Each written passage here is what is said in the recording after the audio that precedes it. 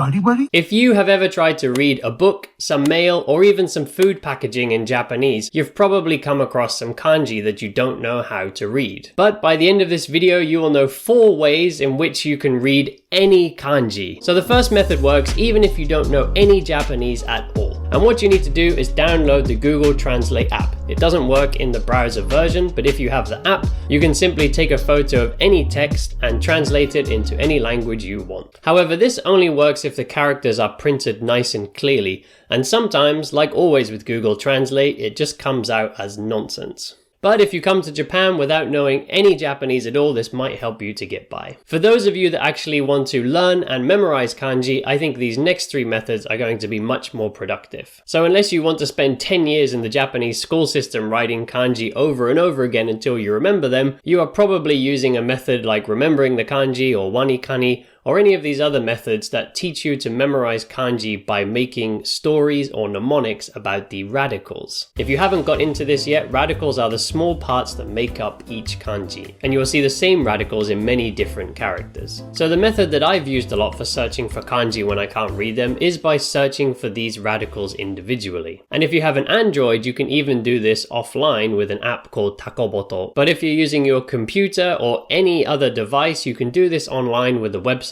called jisho.org, and it works pretty much the same way as Takoboto does. Tutorial. So if you're on jisho.org, you just need to click on this radical button here, and it will bring up all the radicals in the order of the number of strokes that they contain. If you're on Takoboto, then that button is over here. And it shows the radicals in the same way, in order of how many strokes they contain. So if we don't know this kanji, or perhaps if we've forgotten this kanji, and don't worry if you do forget kanji regularly, I do myself, and I'm constantly reminding myself as I go along. But if we can't read this and we want to search for it, then we need to look for these individual radicals. So if you have been working your way through remembering the kanji or wanikani or anything else, then you might know that this one over here on the left is the radical for word or say. It's to do with speech. And we can see here that it's 1, 2, 3, 4, 5, 6, 7 strokes. So we need to go down and look for the radicals with 7 strokes. And here it is. So let's click on that. And whether you're using Jisho or Takoboto, it will narrow down the search now. So it will take away any radicals that can't possibly be mixed with this one. So that makes searching a bit easier.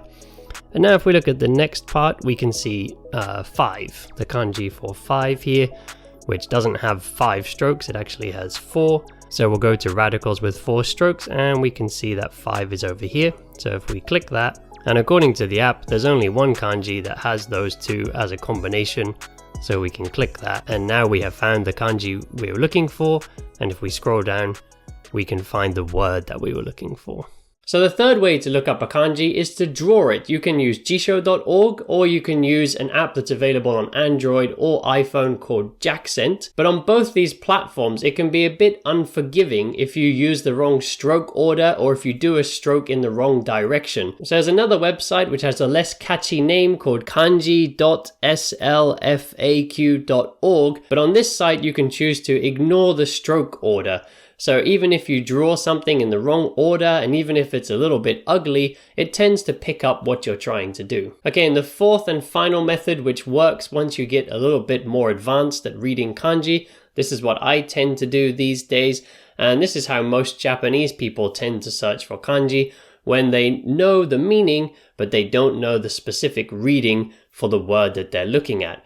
And that is quite simple. You just type in a word that you do know that uses this kanji, and then you search around until you find the word or the reading that you're looking for.